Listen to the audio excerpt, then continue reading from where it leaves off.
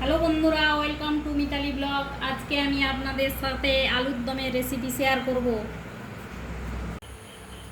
আলুর দম বানানোর জন্য আলুটাকে বড় বড় করে কেটে সেদ্ধ করে নিয়েছি। এবার কড়াইতে 4-5 চামচ মতো এরকম তেল দেবেন। তেল দেওয়ার পরে তেজপাতা,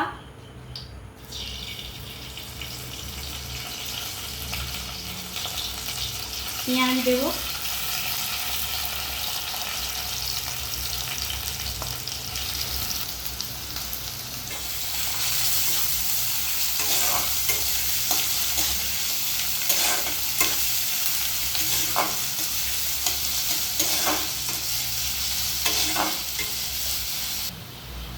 পেঁয়াজ ভাজা হয়ে গেছে। এবারে আদা রসুন বাটাটা দিয়ে দেবো। আদা রসুনটা এইবারে ভাজবো ভালো করে, ভাজা হতে থাক। এখন আমি টমেটোটা পিউরিকের জন্য মিক্সিতে দেবো। আদা রসুন ভাজা হয়ে গেছে, এবারে টমেটো পিউরিটা দিয়ে দেবো।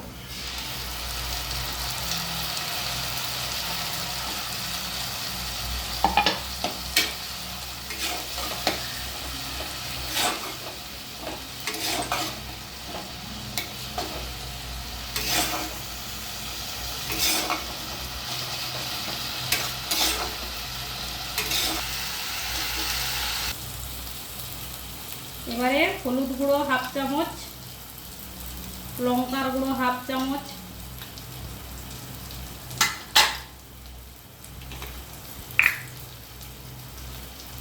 জিরা পাউডার 1/2 চামচ, আর সামান্য গোলমরিচের গুঁড়ো, এই যে এইটুকু সামান্য একটু অল্প করে গোলমরিচের গুঁড়ো দিলাম।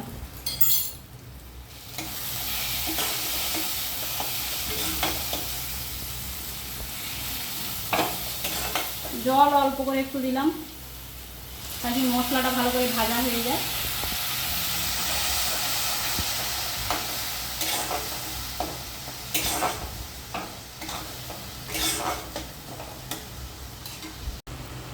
এবার ভাজা মশলাটা বানানোর জন্য একটা ফ্রাইং প্যান বসিয়েছি। প্যানে 1/2 চামচ নুন দিলাম, আর এই ভাজা মশলা করার জন্য গোটা জিরে আর গোটা ধনিয়া দিলাম। এবার ভালো করে রোস্ট করে নেব লো ফ্লেমে। রোস্ট হয়ে গেছে, এবার এটা ভালো করে পিষে নেব। মশলা ভাজা হয়ে গেছে, এই যে ভাজা মশলাটা দিয়ে দিলাম। ভাজা মশলাটা দিয়ে একটু ভেজে নিয়ে আলুগুলো দিয়ে দিলাম।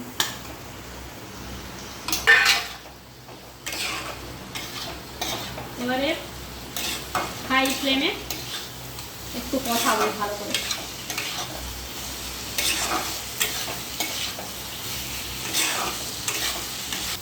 এবার দেখুন মশলা আলু সব একবারে কষানো হয়ে গেছে। অল্প একটু জল দেব, সামান্য।